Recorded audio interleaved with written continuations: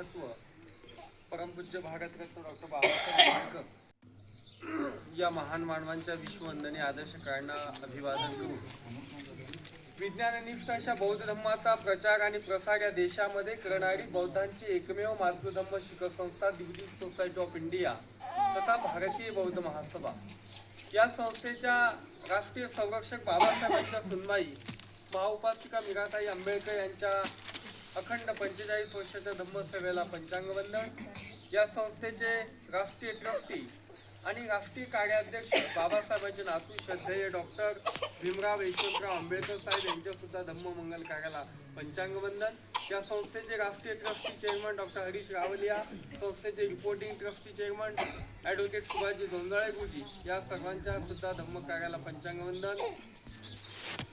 जळगाव जिल्हा भारतीय बौद्ध महासभेच्या विद्यमान जामनेर तालुका भारतीय बौद्ध महासभेच्या महिला विभागाच्या संयुक्त विद्यमान हिवखेडे तवा या धम्मनगरीमध्ये गेल्या 15 तारखेपासून धम्म उपासिका शिबिर संपन्न होत आहे. त्या शिबिराचा हा समापनाचा सोहळा या ठिकाणी आपण अनुभवत आहात.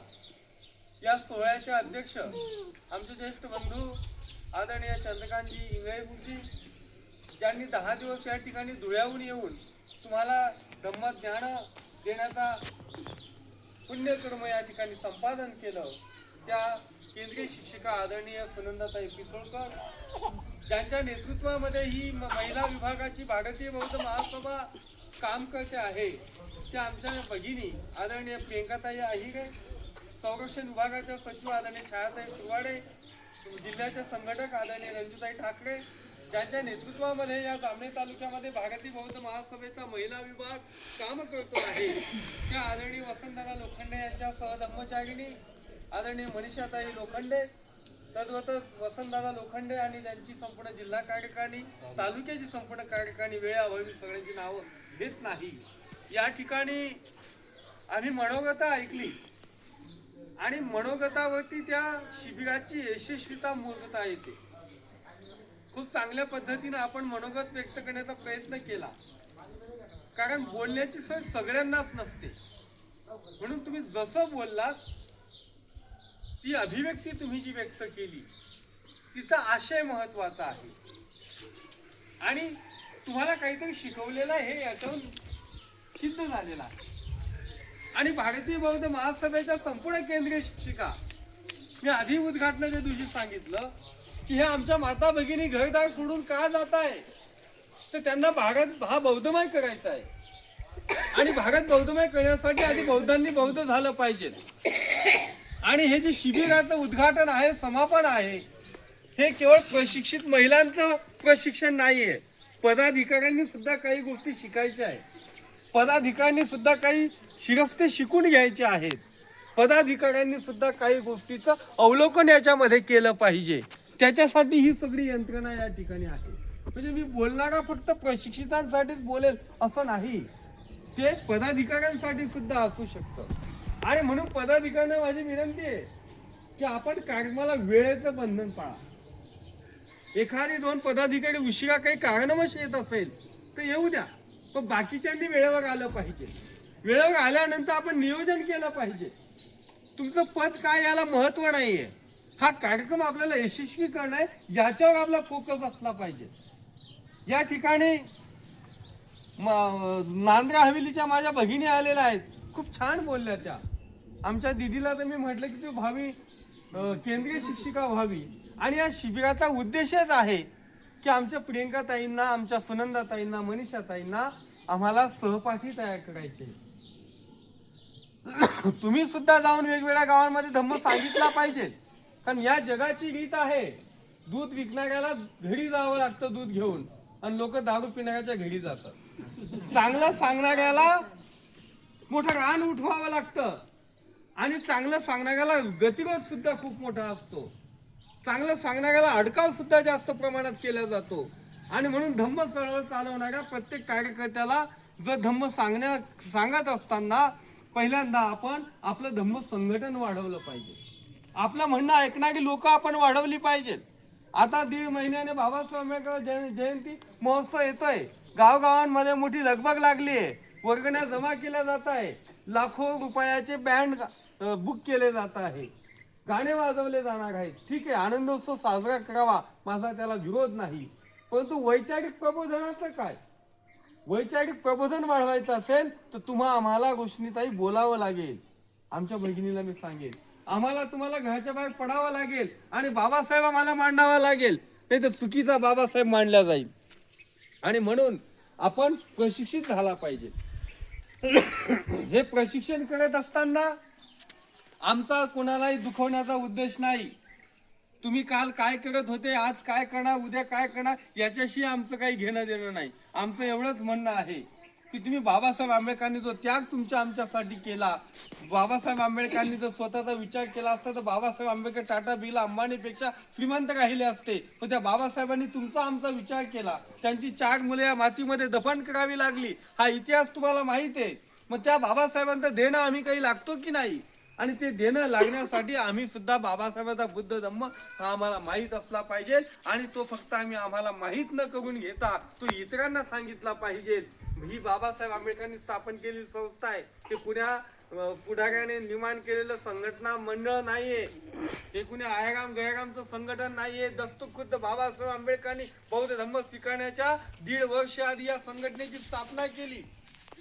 आपण चिंता व्यक्त केली पाहिजे की आम्हाला बौद्ध होऊन 70 वर्ष होत आहेत, 65 वर्ष होत आहे, तेव्हा आमच्या गावात भारतीय बौद्ध महासभा ती का आली नाही? एक तर तिला चांगले कार्यकर्ते मिळाले नसतील, संस्था काही तिला हातपाय नाही की ती चालू शकते. कार्यकर्ते संस्था नेत असतात आणि त्या पद्धतीनं बाबासाहेबांची संस्था जर घराघरात न्यायची असेल तर तिला काही हातपाय नाहीये की ती चालत जाईल. तिला आम्हाला न्यावं लागेल, तिला तुम्हाला सांगावं लागेल. मी या ठिकाणी अभिनंदन केलं आमच्या कल्पा पिंपळून आलेला आमच्या आत्या काकाबाई चांगदेव सुरवाडे. प्रत्येक कार्यक्रमाला त्या येत आहे, प्रशिक्षण घेतलं त्यांनी. आमच्या नांदगाव हवेलीच्या भगिनी आज या ठिकाणी आल्या, नांदगाव हवेलीला देवगावच्या भगिनी आमच्या आल्या. तुम्ही एकमेकांना जर येत गेलात, तुमची मैत्री जर वाढली, ते एक मोठं संघटन इथे जन्माला येणार आहे. आणि आपण तालुका शाखेमध्ये सुद्धा काम करा, संघटनेमध्ये सुद्धा काम करा. आपल्या नातेवाईकांच्या गावाला जाऊन निरोप द्या की आपण सुद्धा अशा पद्धतीचं शिबिर आपल्या गावामध्ये आयोजित केलं पाहिजे. आणि बुद्ध बाबासाहेब आंबेडकरांचं चरित्र आपल्याला माहीत पडलं पाहिजे. प्रत्येक गावामध्ये आपल्याला समता सैनिक दल पुरुषांचंही उभं करायचंय. जोहरे गुरुजींनी सांगितल्याप्रमाणे आपल्याला महिला सैनिक सुद्धा निर्माण करायचे आहे. केवळ फक्त भाषण करणं हा माझा उद्देश नाही. कार्यकर्ता घडला पाहिजे, कार्यकर्ता जुडला पाहिजे. तुम्ही आज या संस्थेशी जुडलेला आहात, तुम्ही संख्येने कमी आहात याचा आम्हाला दुःख नाहीये. युवखेड्यामध्ये 15-20 महिला आहेत म्हणून शिबिर कमी आहे असं समजू नका.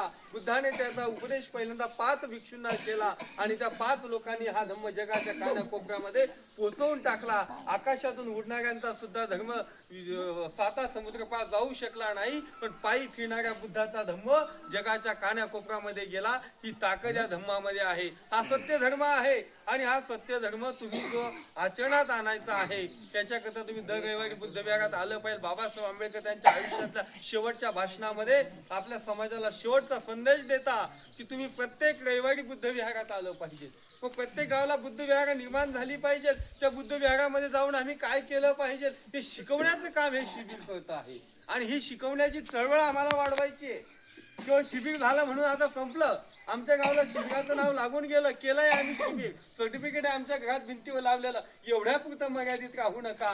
तर ही चळवळ माझ्या बाजूच्या गावात कशी जाईल, ही चळवळ माझ्या तालुक्याच्या प्रत्येक गावात कशी जाईल याच्यावर सुद्धा आम्हाला चिंतन करायचं आहे. आणि म्हणून माझ्या माता भगिनींना विनंती करतो की या ताई ज्या इथे बसलेल्या आहेत यांच्याशी तुम्ही जुडा, तुम्ही सुद्धा कार्यकारिणीमध्ये या आणि ही चळवळ आपल्याला पुढे न्यायची आहे. एवढ्या शुभेच्छा मी आपल्याला या ठिकाणी देतो. आणि भारतीय बौद्ध महासभेचा झेंडा हा परमपूज्य डॉक्टर बाबासाहेब आंबेडकरांचा झेंडा तुमच्या खांद्यावर आहे, पुन्हा याचा त्याचा नाही. आणि तो खांद्यावर घेऊन चालणं हीच खरी बाबासाहेबांना आदरांजली आहे. आणि म्हणून भारतीय बौद्ध महासभेशिवाय मी कुठेही काम करणार नाही.